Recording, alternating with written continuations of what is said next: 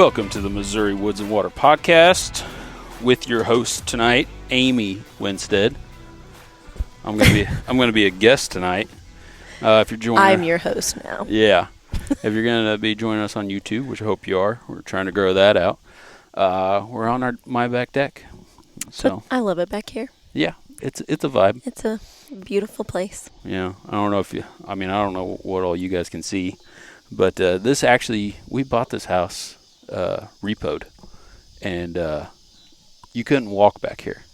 So we've done a lot of work. It's come a long way. It's come a long way, but people don't want to hear about that. No. Tonight, like I mentioned, Amy's going to be hosting, and she's going to be... Strong word. I'm going to be asking you questions. Well, that's kind of what we do. That's true. So... I'm the interviewer. Yeah. So we asked ChatGPT to ask 50 deer hunting and coyote hunting questions. Micah is super into the ChatGPT right now. A little bit here and there. It's fun. It's fun and it's scary. So it's interesting. It's yeah. So we just everybody was busy with the holiday. Obviously, hopefully, everybody's got their fingers left and hands and nobody got hurt during the 4th. Happy 4th, everybody. So we're going to do this and see how it comes out. See what rabbit holes we can go down. I thought you didn't like the word rabbit holes. I hate it when you guys say rabbit holes. What's the other one you don't like us saying? Oh, shoot. What is? BS. BS session. Oh, my God. Every session is a BS session. You don't have to label it a BS session. We know. Yeah. We also know you go down rabbit holes. You don't have to tell us. We're going down a rabbit hole.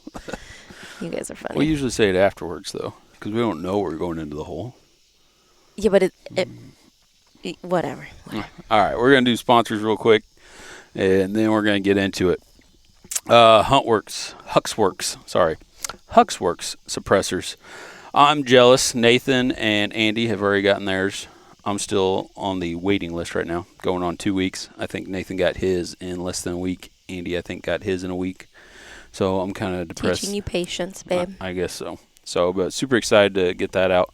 Hopefully going to be getting a new gun to... Oh, that's news to me. I'm probably going to sell a gun to get a gun. Okay, that's fine. It'd be like an even trade. You won't even know. I hope. Okay, that's fine by me then. Athlon Optics. Definitely an Athlon's going to be going on that new rifle if I do decide to get another one. So we'll see. So go check out Athlon. If you don't know a dealer close to you, we know a few, so give us a shout. Onyx, use the code MWW20. Save yourself 20% on the website. Use it all the time. Everybody knows that. So Camofire, rotating door deals. So we just got word that we're in the works, and I'm hoping I can say this, but we're going to be doing a collab T-shirt with them. It's really cool. Yeah, so we're excited about it. I'm not going to give too many details on what it's going to be yet, but whenever that comes out, we'll definitely let everybody know. Black Ovis, use the code MWW10, save yourself 10%. I think they got a bunch of sales going on right now for the holiday weekend. I don't know if they'll still be going on whenever you guys are listening or watching, but and you can stack that deal on top of it. So go check them out. Also check out Huntworth Gear. I know it's obviously early. Everything's hot. You can't really hunt anything right now besides coyotes that I'm aware of. So check out their summer stuff. But winter is right around the corner, which I'm excited for. I've decided I hate summer. I love summer. I know you do. You have to work outside in it, and I would hate it if I had to do that too. Yeah, because, you work outside all day long, then you come home and your kids, they're like, hey, let's go outside and play. And I'm like, I really don't want to. If you would just let us get a pool, you could just come home and jump in the pool. It would solve all of our problems. That would just be more work. I will be your pool boy. You'll be the pool boy? Okay. We'll talk about it later. Anyways, use the code MWW15. Save yourself 15% on Huntworth. Morel targets. You probably can't see any in the view that you got, but I got a few of them strung out there in the yard. I need to get back out and shoot a little bit more, but again, it's so freaking hot. I don't like doing that. Reveal cameras by Tacticam. I've gotten 3 cameras out right now, mostly just over mineral and food plot. And we've discussed this on a different show, but we had Laney. Laney's going to be the one naming my bucks. She's pretty good at that. So we were actually, I got a good one that I think is going to be, I've only gotten pictures of him in video the one night so far. So, but he's got a lot of potential. Is that the one she already named? Yep, that's the one she named. And it's kind of a weird name. Pokey? Pootsy? Something like that. I don't know. I think it's Pokesy. Pokesy? I can't remember. And that one was kind of. Yeah. She's had better, but yeah. It's cute. It's Potsy. super cute. Potsy. That's what it was. That's not too bad. She came up with Potsy.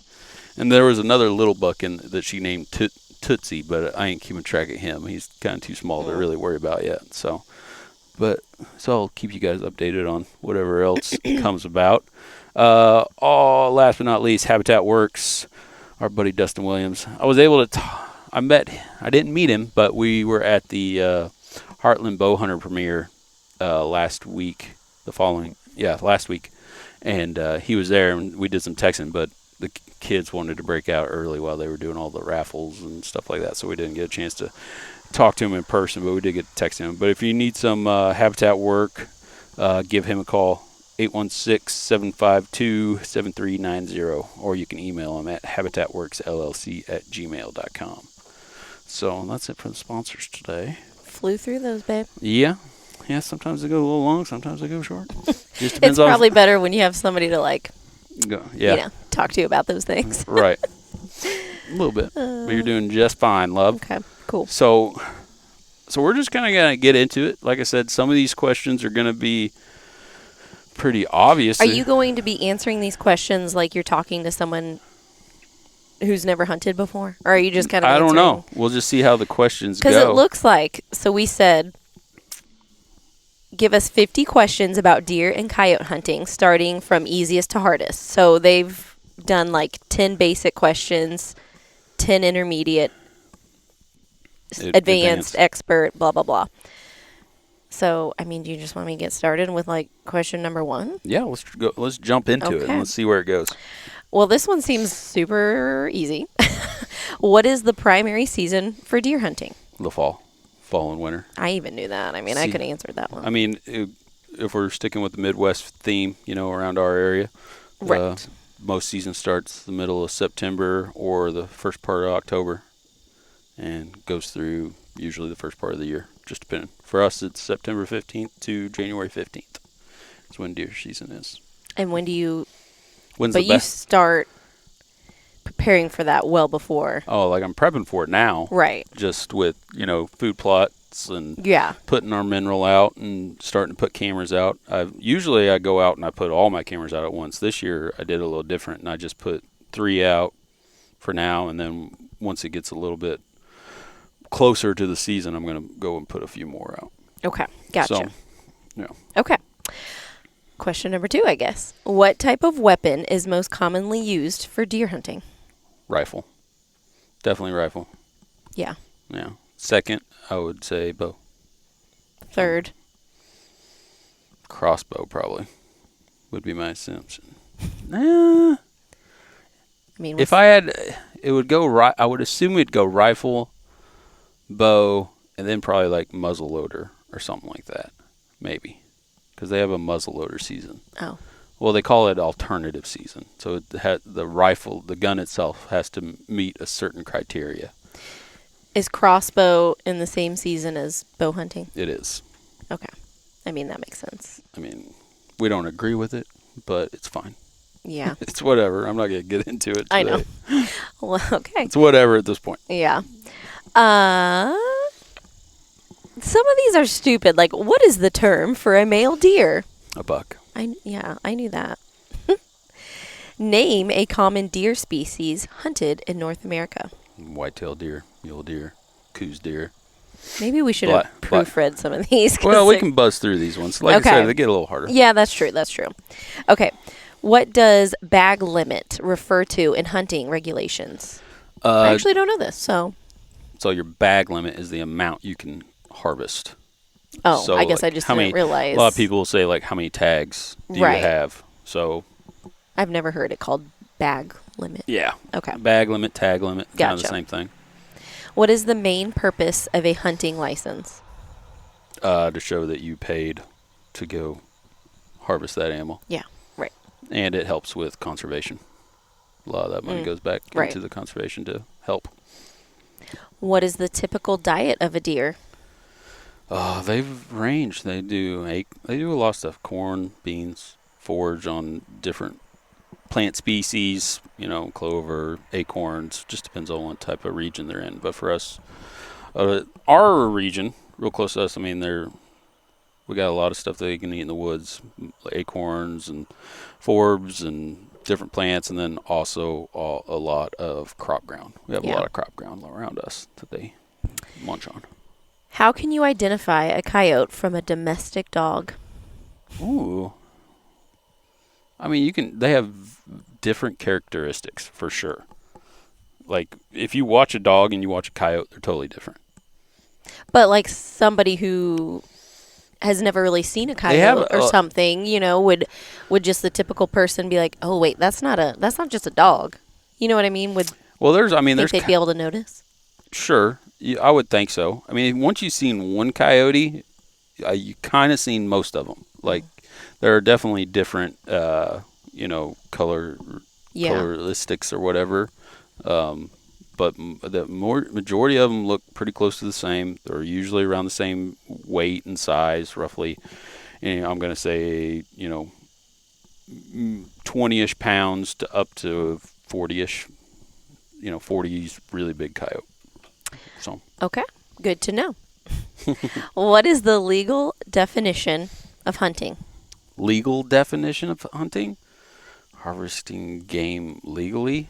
Harvesting game, I guess, whenever it's in season, you have the proper licenses and tags and, all that sort of thing. So, heck, these questions might get hard. That's kind of what I was thinking. Yeah. What type of camouflage is effective for deer hunting in wooded areas? That's a debate. Some people say that it doesn't matter at all. Some people are big believers in it. Honestly, I don't think it matters. I don't think there's a specific camo. Something that breaks out your outline. I think it's blue. Blue's like really the only color that they can see. Oh, really? Yeah. So you don't want to wear blue. Other than that, just wear. Obviously, they can't see camouflage. So. Right. It's mostly just to break out your outline. Yeah. So that's the main thing. The best camouflage is probably Huntworth. Yeah, Huntworth. That's the best. Mm-hmm. Okay, so now, we kind of buzzed through those pretty quick. That's all right. Now we're on to the intermediate questions. What is the best time of day to hunt a deer? Morning and evening. So actually, that could be debatable too, though. I bet. Because it's obviously a preference. I'm sure. Well, probably. I prefer to hunt the evenings. I've had more close encounters, and I've killed my biggest deer in the mornings. Interesting. And I was actually watching, I wish I had the guy's name, but I just watched a YouTube the other day, the one where I was yelling at everybody in the house to be quiet because I was paying attention to it. But this dude, I think it's called Whitetail Research, and he takes a drone and he flies and he watches these bucks all year long.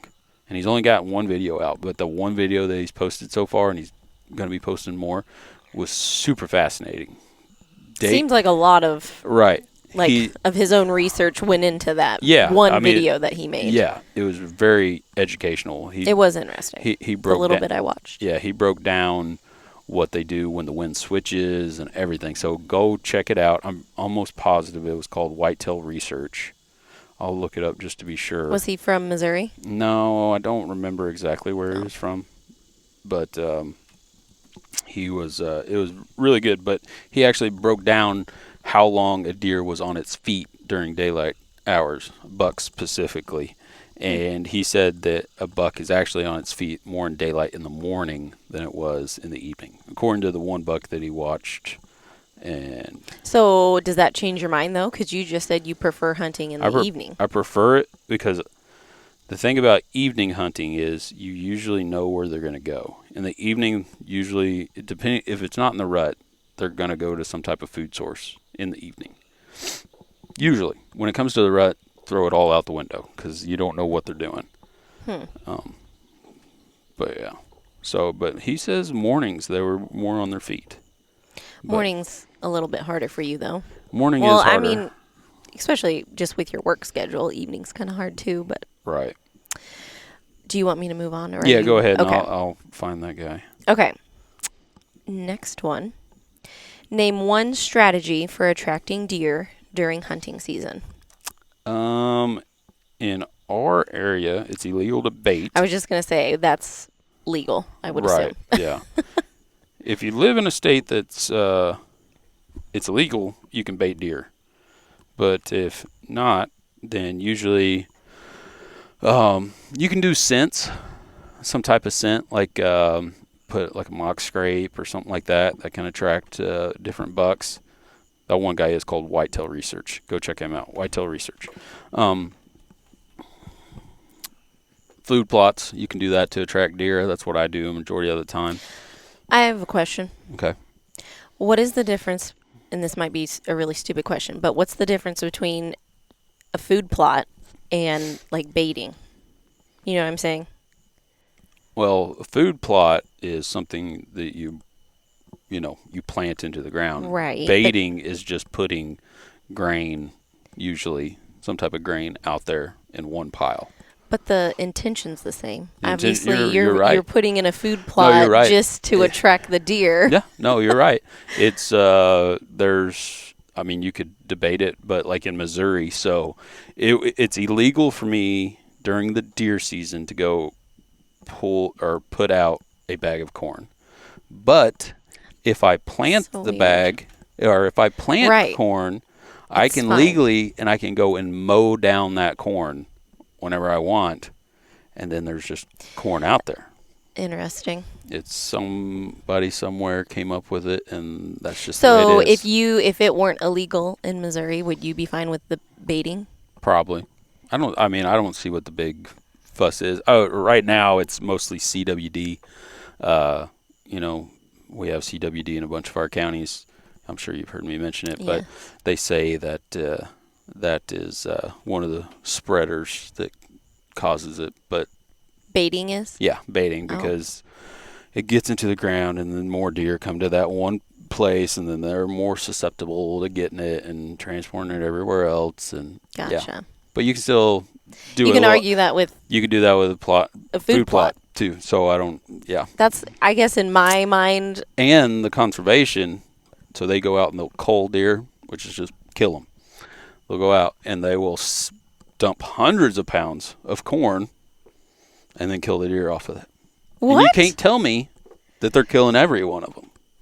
So yeah, I don't know about all that. That's one of those things, it's just the world we live in. That's weird. That's interesting. Mm-hmm. Okay. Where am I at here? What is the significance of deer tracks in hunting? Well, you see their... Like, are you out there, like, looking for the deer tracks? You know what I mean? Like, I know a lot, or I've heard of a lot of people, like, using that to their advantage, especially, like, in the snow. Like, some people are good enough to where they can look at a track and be like, that's a big buck, or at least a big-bodied one. And they'll follow it. And they'll just follow that track until, Oh, wow. you try to find them. It would be very difficult, I would assume. You have no idea how far they're going, so you might just be walking all day, and you'd have to have access to a lot of ground to be able to do it effectively, I would assume. So you don't... I don't mess with the tracks. You don't mess with the tracks. No, I'll get in there and I'll see kind of where paths are, and then go from there. I could imagine you probably pay more attention to... where they're bedding, like when they bed down, the grass and stuff gets all matted down. Yeah, they actually bed a lot in my clover plot. So that's a good thing. And I set up, so one of the new cameras that I got, it has a live feature, so I can get on there right now. Yeah, you showed me that the other day. That was cool. It's neat. I don't know how I feel about it. Why? I don't know if it's cheating yet or not. What do you mean cheating? A food plot's cheating? Is it? I mean, I don't think it's cheating. I think, to me, it's baiting. I mean, you could kind of say that, but just because you planted it, I don't think it's cheating. Just because you plant it, don't mean they're going to eat it. Like I have two food. Right. I have 2 food So plots. how is the live video cheating? I don't know. I don't know. It gives you a little bit more of an advantage. Which, I mean, it's debatable. That's the thing. I guess I don't understand how seeing it live, you're still getting all these pictures 24/7 anyway. There's some states out there that you're not even allowed to use cameras. So, which I can imagine the cameras kind of take some sort of like guessing game out of it. Like, a little bit. The cameras make it a little easier. I don't know about easier. I mean, sure, you can. Because you know where they are. You know what they're doing. Right. Which you can obviously do it that is way. helpful. It is, but the one thing I like about it is you can gauge what deer you have there. So, like, if I know that we'll just keep it layman's terms so you can know. If I know there's a 10-point buck on that property, and then I'm out there hunting and all I see is 8 points, I have no problem letting those 8 points walk. Does that make sense? Mm-hmm. So I can sit there and I can wait for a potentially bigger deer. Not that size matters to me, but I want to kill the biggest, or the most mature at least. Yeah. So that's where it helps. Yeah. But I gotta say, like I've hunted properties, mostly like a new one or something like that, and didn't have any camera information. There's something a little bit more kind of a thrill, I'm sure. A little bit more exciting going in there and not knowing what could walk out. Yeah. So there's if you're down for cameras, use them. If not, that's up to you. Let's see. What was the question I just asked? Something about cameras. No, it wasn't. No. Was it the deer tracks? What is a common method for tracking coyotes? Common method for tracking coyotes? I don't know many people that use anything to track coyotes, actually. Yeah. We're calling other than the calls. Yeah, and that's not tracking. That's calling them to you. So. Well, true. I guess the way we do it. Yeah. You can do it a few different ways, but we might know that there's some in the area, but we'll just set our call out over a field majority of the time and just wait for them to come to us. Right. There might be people out there that actually do track coyotes. I have no idea, though. I don't know of any. Interesting. Okay. How can scent control impact deer hunting success? Well, it depends on how much you believe in scent control. Me, I use one product, Scent Thief. The only reason I use that product is I've actually seen it.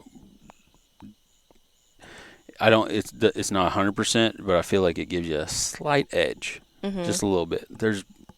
If you watch any type of hunting TV show, they're gonna try to sell you on 10 different things. Right. The one I've never used is it Onyx? No, that's that's the other one. GPS thing. Yeah, not Onyx. Guys will know what I'm talking about. The one that, it's a machine. A scent thing? Yeah, it's a machine that sprays the stuff that supposedly kills your scent or whatever. Oh. Like you hang it in your tree stand or something? Yeah, it's like a little thing and it just blows. That's just one more thing you got to pack in and... Exactly. And I mean, some people say it works. Just haven't messed with it. My biggest thing is you always play the wind no matter what, and that's usually your best bet. But repeat the question.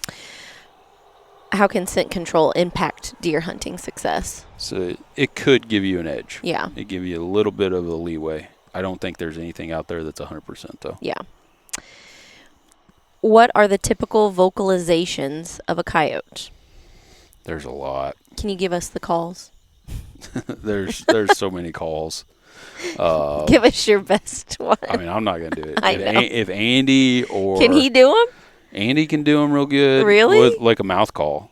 Andy can do them real good. Austin can do them. Brandon Calder can do real good mouth calls. I've never really gotten good at the mouth calls for coyotes.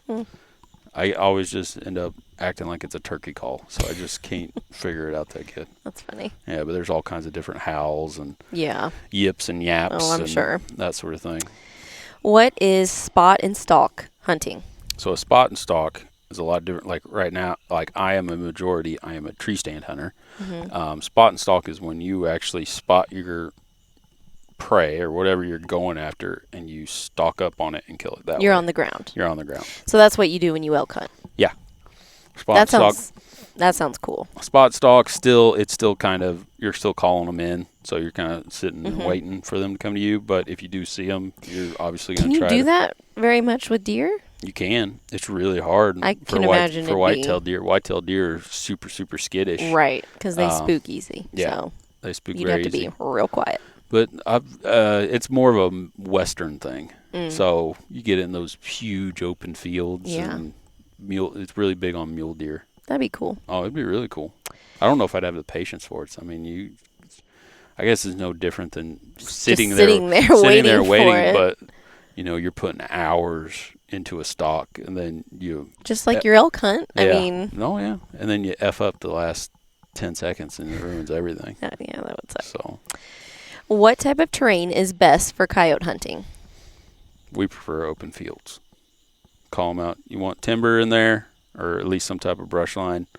Coyotes are going to live anywhere and everywhere. So, for us, we like to have some type of open field to call them into.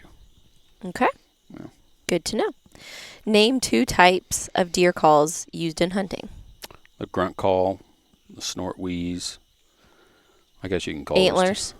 That's rattler. Look at me. Look at you go. I didn't know the technical term, but yeah. Rattling antlers. What do you use? Any of those? I use a grunt call. I'll snort wheeze with my mouth. I don't have a call for it.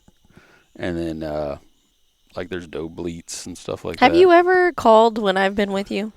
I don't feel like you have. Probably not. I'm not huge on calling. Yeah. It works sometimes. Sometimes it doesn't. So I just see what happens. I prefer to just sit where I hope they think they're going to walk, and that way, if I screw anything up, it's because I moved too quickly, or I did something wrong, or they got behind wind. I've had some situations where if I wouldn't have called, I feel like I would have had a shot at something. So I've gotten. It's almost like less is more in that area. Yeah, but obviously. but then you got Nathan. Nathan killed a buck last year. I think he rattled it in, or no, he snort wheezed. He snort wheezed a buck in 2 or 3 times. I can't remember the exact amount, but he finally came in close enough where he could shoot it. So it works in some areas and just not in others. Every situation's different, I'm sure. Right. What is the purpose of using a hunting blind? So they can't see movement. Great for children. Yeah. That's when you got kids. the only thing we could use. Having that hunting blind is money. Yeah, for sure. So, I would like to get one where we could all go. That'd be a big ass hunting blind. Really? What about Andy's? Could we all fit in Andy's? The really nice one? All 3 kids? Yeah. We could. Yeah, we could. It'd be tight, but we could do it. I think that'd be fun to do sometime. No, we could do that. I bet we could do that this year, honestly. Andy, let's go kill some does out there. I don't know how Lainey would do. Well, luckily for him, or for us, in that blind, we'd be fine. So, okay. So it doesn't matter if she's kind of noisy. As long as she's not screaming or nothing like that, then it'll be okay. I think it'd be fun. All right, moving on to the advanced questions. Oh, jeez. Okay. Oh, we're not even. You just wait. We got expert level and just expert level. Sorry. Okay. All right. What factors influence deer migratory patterns? Migrating patterns. Deer don't really migrate. Am I saying that word wrong? No, you're probably saying it right, but this is why I was like, I should proofread these questions. They don't really. They're migrating patterns. When I think of migrating, I think of long jaunts. Usually, maybe we should just skip that. Usually, deer stay within miles of each other. It's there's studies out there that bucks will travel vast distances during the rut and that sort of thing, but they don't really migrate unless they do it like up north in some of the, or out west or something. Mm-hmm. I don't know of, and I could be wrong, but they kind of stay pretty close. Describe the importance of understanding local hunting regulations. Well, you just want to make sure So you don't get in trouble. Yeah, you want to make sure everything's legal. Doing everything right. Yeah, you F up, you could potentially get your hunting rights taken away. I was just going to ask, so, if somebody does something illegal, like what happens to them? We talking jail time? Or are we just talking if it's bad enough, they will. Really? A lot of times it's with a just a slap on the wrist. A lot of times situation. It's a stiff fine. You can have your hunting weapon taken away, and they'll take whatever game you were illegally taking too. So not jail time. If you mess up, like if you're like if you're like a poacher or something like that, and like known to do it a lot, yeah, you can go to jail. How do you properly field dress a deer? Ooh. Well, I mean, you got it. I'm sure there's lots of different ways. I don't feel like that's like an expert question. You got it. No, this is advanced level. Sorry, advanced. We haven't made it to the expert level. I just don't. But yeah, you got it. And then usually here in the Midwest, we usually drag it to an open field, go and pick it up with a truck, and do it that way. If you're out out west, you have to quarter them up. Why do you have to? Because you can't carry them out the whole way. Well, I'm talking like elk mostly. Gotcha. Yeah. How old were you when you field dressed your first deer? When I field dressed my first deer, I was 15. Yep, 15 when I first helped somebody with. And were you like, this is disgusting, or were you like, yeah, this is cool? I mean, it was like, I was like, this is just part of it. This is part of it. Yeah, I mean, Lawson, he did great. He's like, let me do it. I know. Yeah, he did. So I think it's just part of the experience. Yeah, just part of the job that you got to do. Yeah. Whenever you get one. So, what are the main predators of deer in the wild? For us, it's coyotes. Coyotes are a big predator, and then human, obviously. Yeah. Cars. But yeah. I guess bears now too, since we got bears down south. That's crazy. So yeah, coyotes kill a lot during the fawning this time of year. Like right now, coyotes are killing fawns because fawns are real small. That's sad. Yeah. What is the rut in deer behavior? Their breeding season. So that's when they get it on. Let's get it on. Yeah. So it's kind of like a bell curve. It starts off real slow, and then it builds up, and then it'll go down again, and then there's usually a secondary rut that happens if a doe didn't get bred the first go around. Then she'll go back into heat and potentially get bred then. You know, it would be sweet if deer mated for life. I think that would just be touching. The lifespan of a normal deer is around 3 years old, I believe. Really? Yeah, so they would. I don't think so. That's not really an option, probably. Yeah, the population would suffer quite a bit if that was the case. I'm just, I think it's so sweet. Okay, what equipment? Oh wait, no, I skipped one. How does moon phase affect deer activity? Ooh, that's interesting. Some people will say they base their whole hunting schedule off of moon phase. Really? Mm-hmm. I think there's been studies out there. I've heard of studies out there that prove that the moon phase doesn't have anything to do with it. Oh, it does not. So it's kind of what you believe. I don't know. What do you think? I don't think it necessarily does. I think deer are going to do what deer are going to do. Whether it makes a buck stand up and move 5 minutes earlier, I've never seen that to be the case. I don't know. You hear a full moon, the kid's acting crazy. Yeah. So I'm like, maybe it. I mean, there might be. It does affect. Might be something to it. Yeah. But I've never seen. It's never. You're not paying attention to it to make it affect your hunting schedule right. or anything. I'm going to hunt when I can hunt. Yeah. And if that's what it is. Bad moon, okay. Sure. If it's a good moon, great. Whatever. Okay. I pay more attention to weather than anything. What equipment is necessary for coyote calling? You can there's diaphragm, there's a bunch of different calls out there. Most popular is obviously the e-collar, the electronic collar. So and the easiest, I'm sure. Yeah, as long as you push the right buttons. How can weather conditions influence hunting success? I feel like hunting has more of an effect on deer than the moon phase that we were talking about. You mean weather? Yeah, weather. The weather, I feel like Yeah. that has more to do with it than anything. Deer probably got some type of sense that know when a storm's coming. Oh, so yeah. It feels like whenever there's a cold front coming, they're usually a day or so before that or the same day they're up a little more and feeding a little more. Don't I know it? Whenever there's a cold front, you're freaking out. Well, I mean, it's a magical time. Magical, that's the word. What are the consequences of hunting without a license? Just depending on what you're doing, you could get a stiff fine. Yep. Describe 2 different hunting techniques for coyotes. 2 different hunting techniques. Mm-hmm. I guess calling would be one. Sitting somewhere, trying to call them in. Most popular, I would assume. I guess the second would be locating them, either like doing some sort of spot and stalk type method, or baiting, sitting over bait.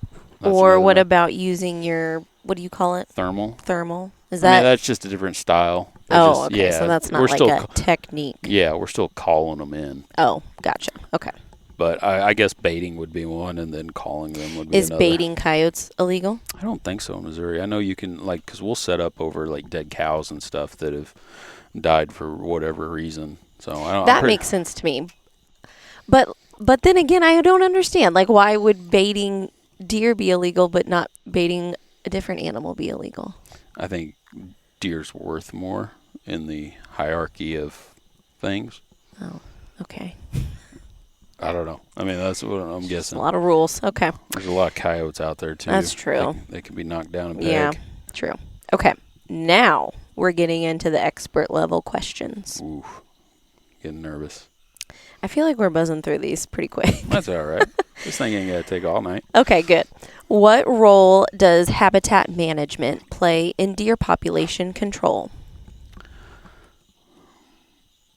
What habitat? What role does habitat management play in deer population control? I feel like you guys talk about this all the time. Well, obviously, the better you can make the habitat, the better the deer herd's going to be. And potentially, if you take we'll just talk an acre. If you take an acre and you make it where it can produce more food, then you can have more deer on that acre. Yeah. Right. Yeah, you're constantly doing habitat management. Try to. I dabble. Well, you're doing the food plot thing. You're out there doing. Yeah. Is that not the? It's kind of the same thing. What a lot of people, when they talk of habitat management, they talk of mostly tree work, whether it be cutting down trees. So you doing the trails? Kind of. That's mostly for me to ease of access, and a deer will most of the time. But yeah, the deer will use them. They'll use them, but it doesn't necessarily make more food for them. It might make bedding and things, which is, habitat. So, yeah. How can you tell the difference between male and female deer tracks? Males are bigger. That's it? I think there's the hoof or whatever, and then there's 2 other, I don't know what you call it, the backside of the hoofs.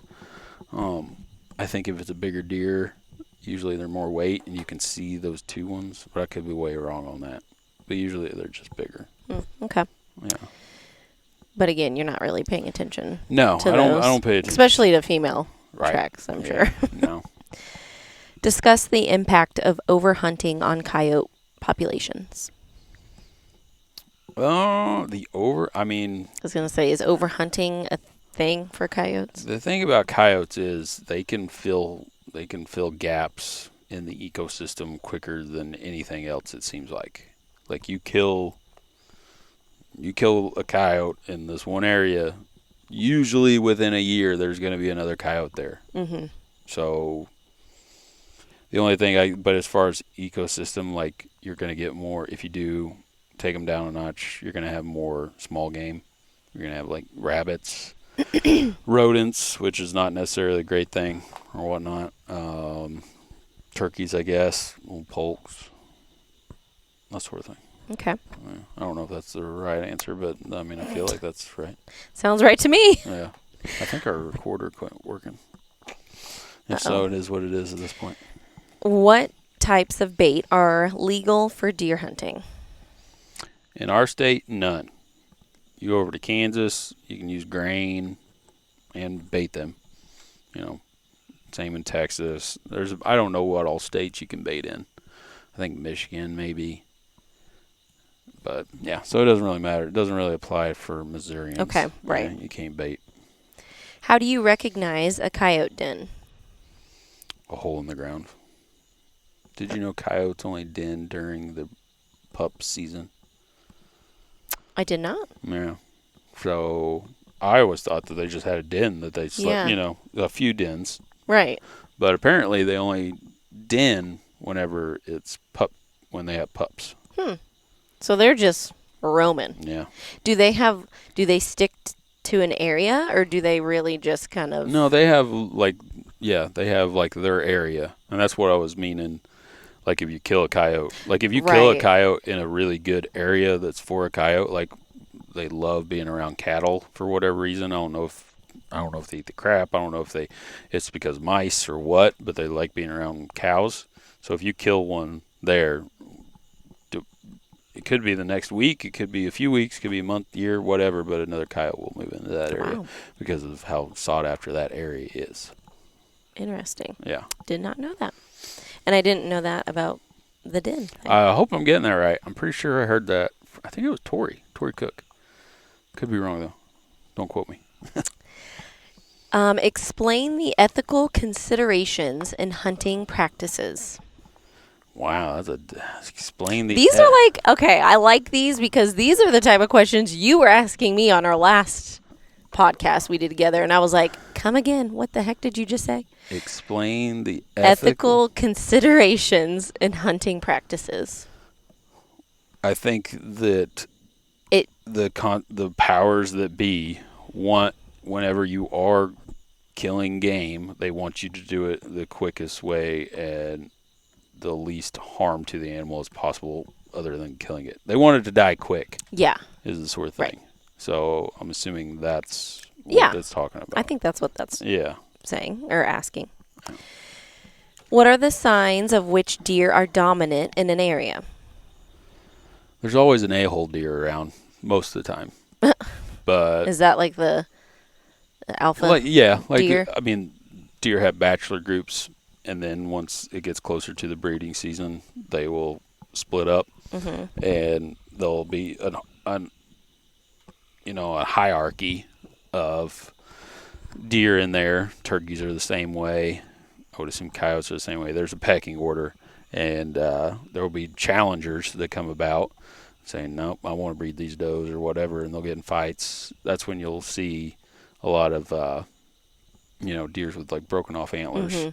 Like I had that 8-point that I was chasing for a long time, real wide one. He was always broke up every year. He just kind of seemed like a dick because he'd always get in fights. Seemed like a dick. Yeah.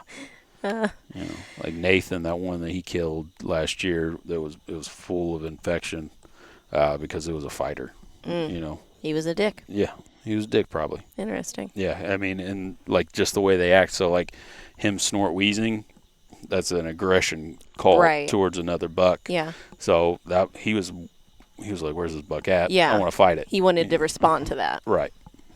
So if you do a snort wheeze and the buck runs away, that's going to be not a dominant. Yeah, potentially. If you did it right, it could be if you're in one tree out in the middle of a field and you snort wheeze and the deer looks around and doesn't see anything, they're going to be like, "Well, that was weird." Yeah. That shouldn't be. I should be able to see every deer that's around, and then might just say, "Well, that's weird. I'm just getting out of here." But usually that's the case. If you're mostly works really good in the timber or whatnot, if you snort wheeze, that's kind of an aggression call, or if the fighting call. Sometimes they just want to check it out. I would assume when it comes to like the rattling of the antlers, deer want to see what's going on. One might be dominant, be like, "Hey, I'm going to come over here and kick some ass too," but that's what they're doing. Oh, it's kind of funny. Yeah. How can genetics affect deer antler growth? Good genetics usually bring healthier deer, which means healthier antlers, bigger antlers. Makes sense. Yeah. Yeah. I mean, you got to take care of your does too.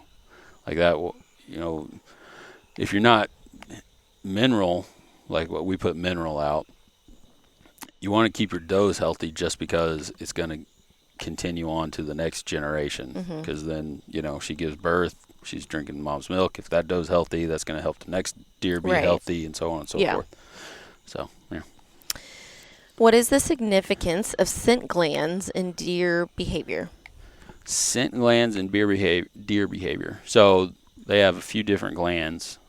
I don't know where all of them are, but they have some at the top. The bucks have them on the top of their heads, and so they'll do like licking branches, or like a scrape tree. No, scrape a tree. Yeah, scrape a tree, rub the ground. Or is it rub? Yeah, that's it. So, and they'll leave that gland, and it just kind of like a "this is me" sort of marking thing. its territory. Sort of, and they also have them like on the back, like I guess you would call it their knees or whatever. Not necessarily their ankle, but there's a gland there, and like whenever they do a scrape on the ground, they'll stand over it and they'll pee on those glands and then get that into the dirt. So it's another type of. Do male deer? Do you think they smell female deer scents? Oh, absolutely. And are like, ooh, she's the one. Well, yeah. Or you know what I mean? Or I don't know. They come into heat, and like you'll see it out there. If a doe's hot, they call them hot. If that doe's hot, there will be deer chasing her until she gets bred. Do bucks like? Will they just, if they see a female, they're just having at it, or like, are they selective? I guess. I don't think they're selective on.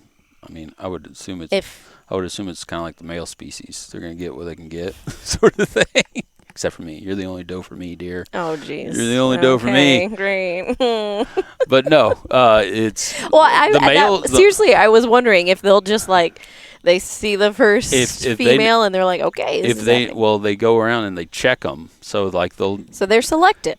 They're waiting is all they're doing. They're waiting for the does to come into heat. Oh, and so if that doe's in heat already, like if she's ready to breed, they'll just run her down till she's worn out and then breed. God. Pretty much. I mean, yeah.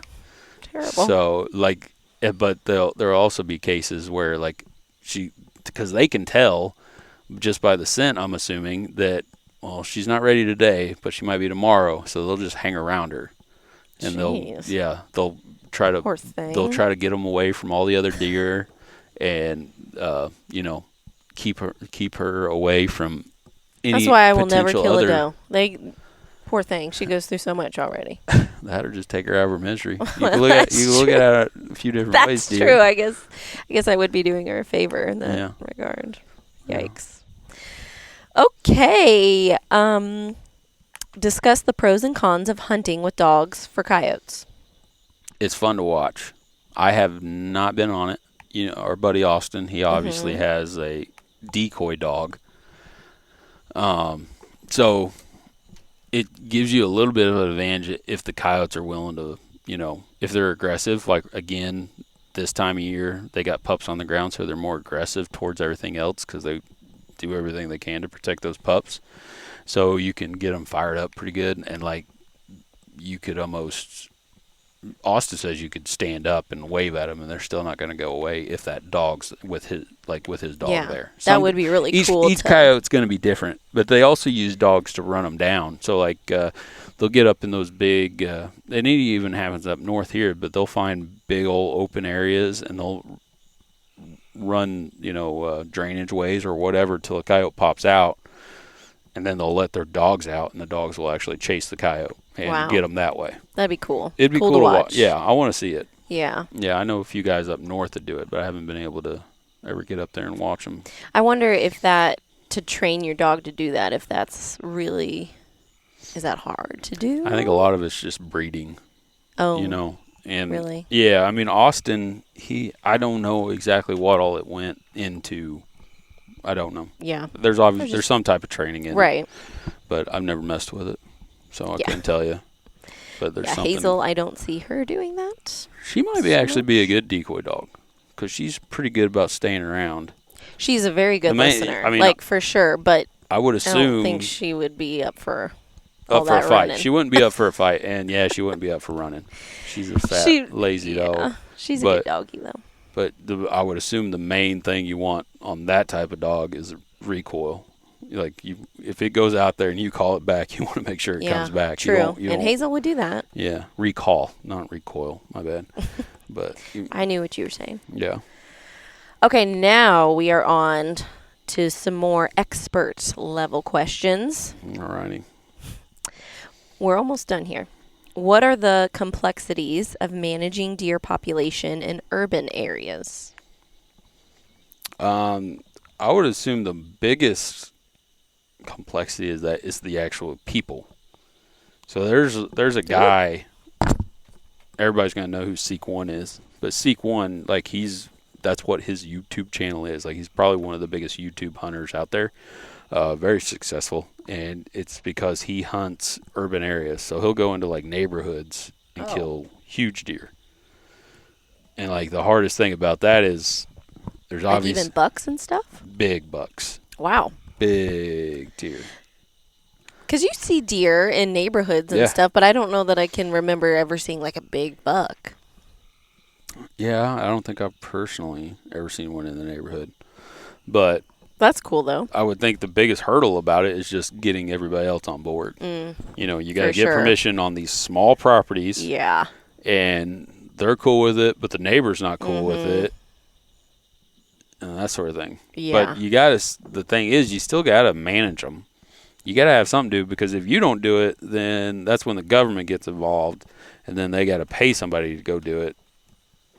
Yeah. And, I mean, that's just your tax dollars being wasted on something that, you could go out and you could do. How does lead ammunition impact wildlife?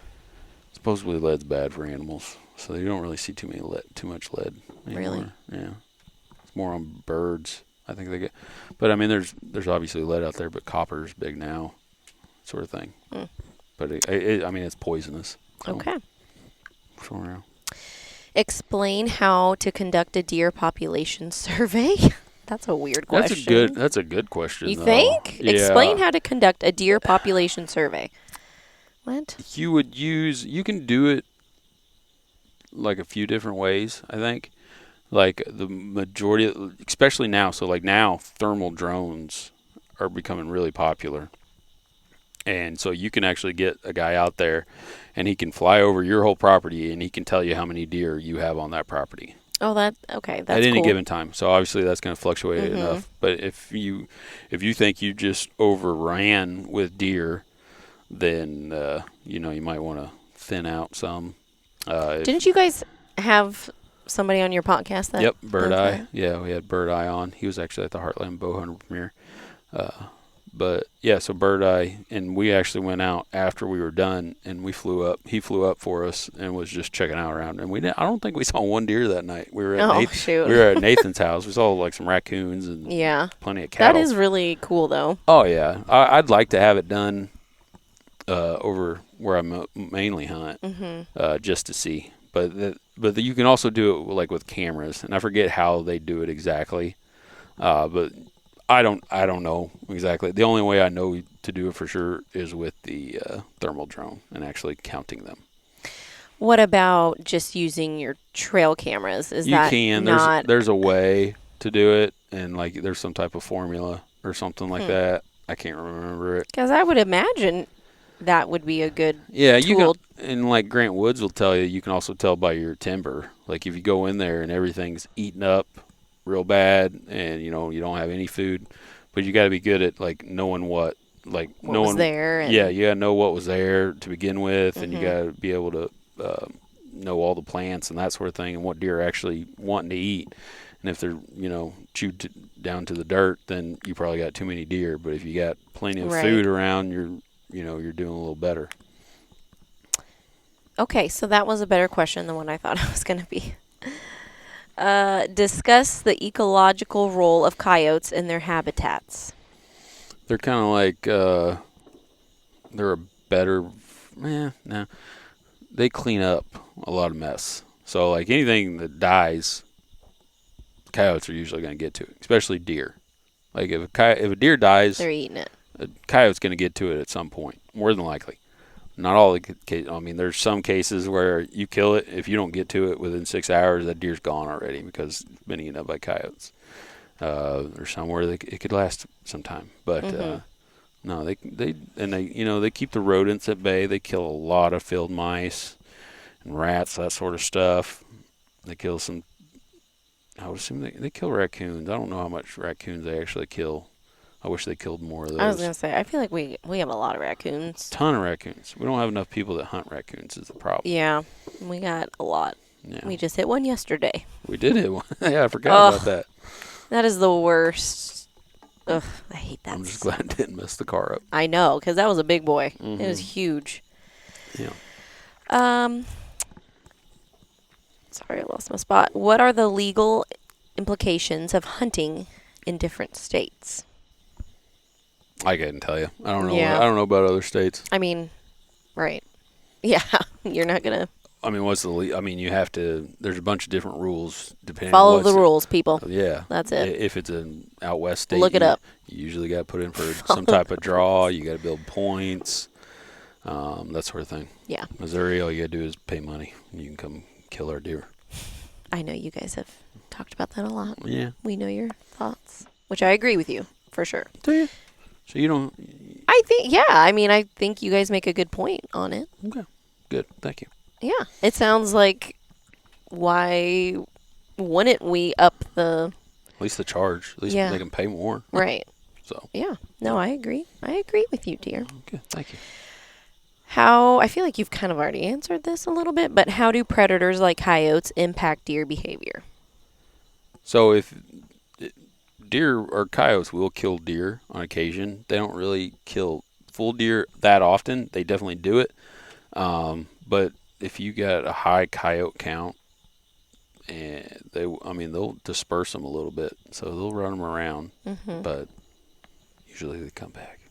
I've only seen it one time where they were actually like chasing a full-grown deer. I was out there on my main spot, and I actually got it on film too of a coyote chasing down deer. But I mean, I've never seen them catch them. Can deer outrun coyotes? They can for a little bit. I think I could be wrong, and I'm bullshitting here, but I think if they just ran, I think the coyote can last longer. Oh. They just wear them down, but I could be wrong on that. That's how wolves do it. They usually just wear their game out until get them circled up. What methods are used for tagging deer? Usually electronic methods right now. Yeah. Use your phone. Easy peasy. Yeah. Examine the ethics of trophy hunting in modern practices. That's a good one. Trophy hunting. Examine the ethics of trophy hunting in modern practices.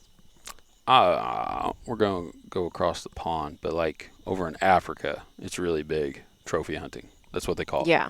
People pay big money to go over there, kill a bunch of different type of species and bring them over to be their trophies. It's a good thing for the conservation, because if they didn't have those hunters, then the land would just be full of poachers just killing them to kill them and eat them, which is not a bad thing. I mean, well, people got to eat is what I'm saying, but the money that the people put into the economy over there because of hunting is really good. And they also feed a lot of people too. I don't think people realize that. Usually when you go over there and you just kill a wildebeest or whatever, everybody around you is getting fed off of that thing. You might eat one meal off of it because you can't bring the meat back. Okay, so that's good. They donate, I would assume, like 90-something% of all meat goes to villages around and that sort of thing. I don't know. I don't know how I feel about some of that. Like like elephant and lion. Some of the more exotic animals like that, to me, it's just... Everything needs to be managed. Like we were put, like, if you look at it biblically, we were put here to manage everything. So, as long as we're doing our part, then everything's going to be fine. It's the people that take advantage of it. Yeah, Or I something think it's just back to the ethics and stuff, but I don't know. I don't know. I mean, I have no problem with it. I don't necessarily care to go over there just because it just... Well, shoot, I don't think we could afford that, dear. Exactly. It's just not feasible. Yeah. So I don't necessarily want to go. It's not like my top 5 or nothing. Yeah. But I mean, I would do it. Be like, hey, if someone came up, hey man, got the... But that hunting, I don't think is like the type of hunting you're used to, right? Like that hunting over there, they're basically taking you to the animal and like, oh, here you go, you can shoot it, right? I mean, I'm sure it's still. I think you get a little bit of everything there. I think you could make it like easy, or you could make it hard. Oh, okay. I don't know. I've never done it, but I think it's probably just like this. I mean, here you can have any type of hunt you want. You can have a really easy hunt if you got the money to pay for it, or you could have hard if you want to do it, public ground, walking to the very back sort of thing. There's a bunch of different options of how to hunt. So it's not it just depends on what you want to do. Yeah. Okay. I wouldn't ever pay like pin. You can go pin hunt, What's that mean? High fence.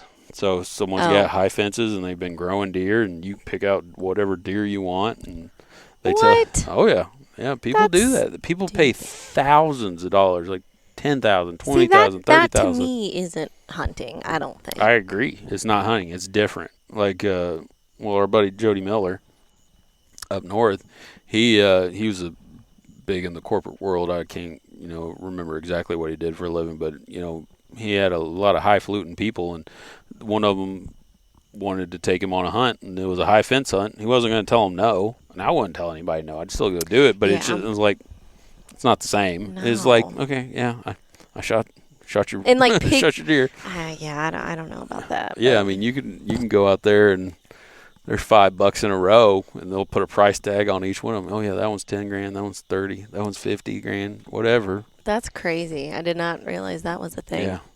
Wow. Yeah, that's not hunting to me, but whatever. No, I agree. I mean, I guess to some people it is. I mean, if you have the money, but like... Even if for me, even if I had the money, I would never do that. Yeah, but yeah. Some people, it is what it is. Whatever. Okay. On to the next. 2 more. What research methods are used to study deer populations? We kind of just talked about this one, didn't we? I'm not a researcher, so I couldn't tell you exact. Yeah. We're going to buzz over that one. Okay. Skip that one. Yeah.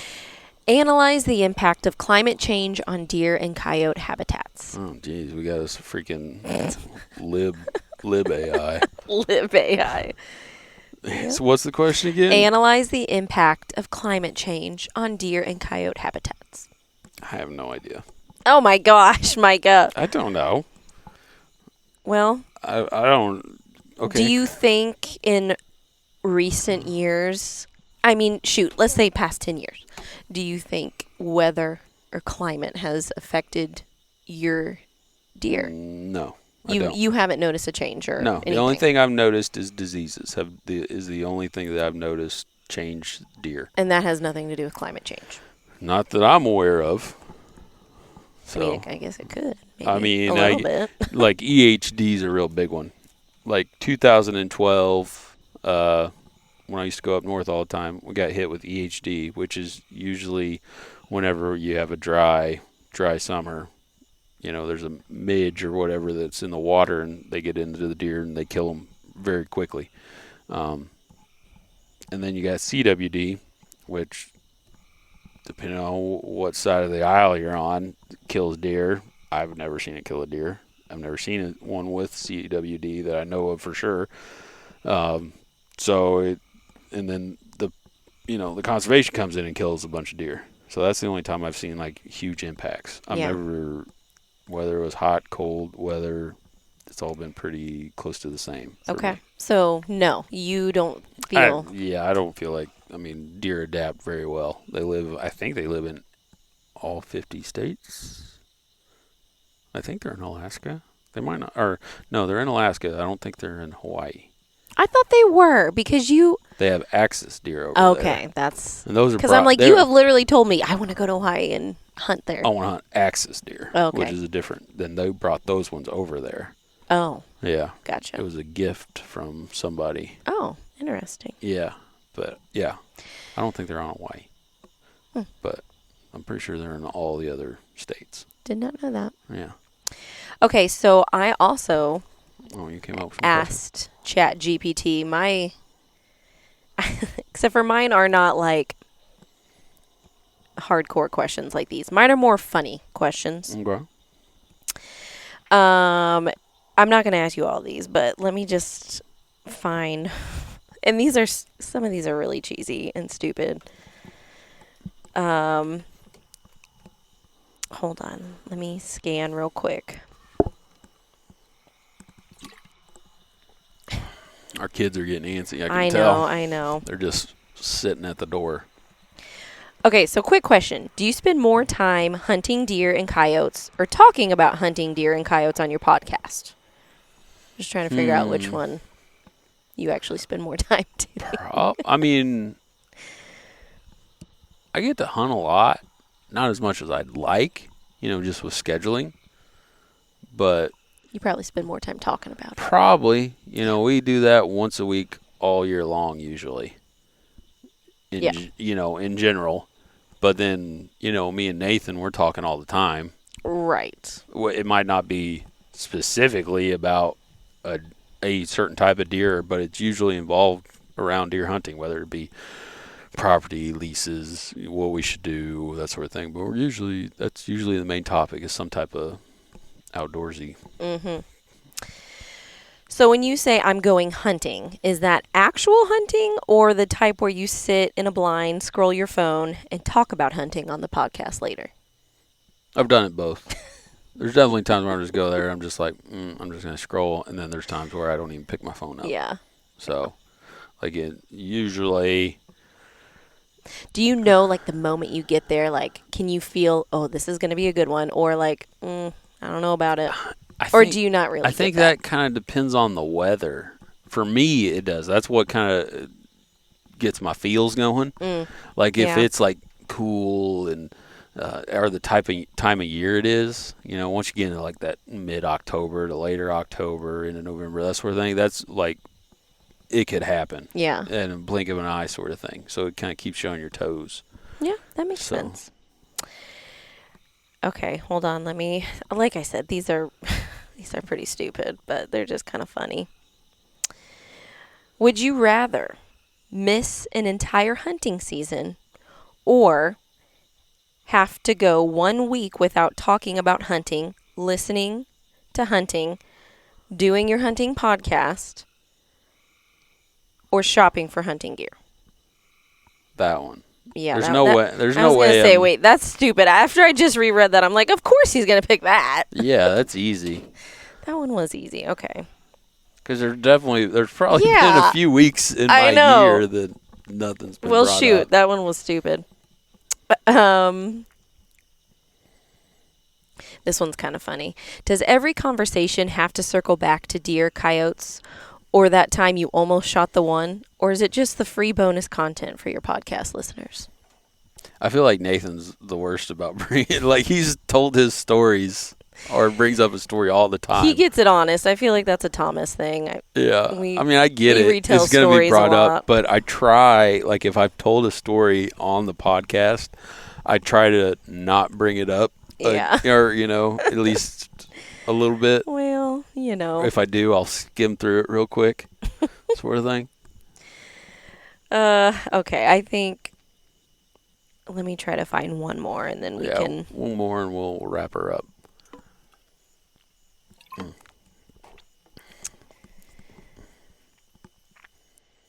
Okay.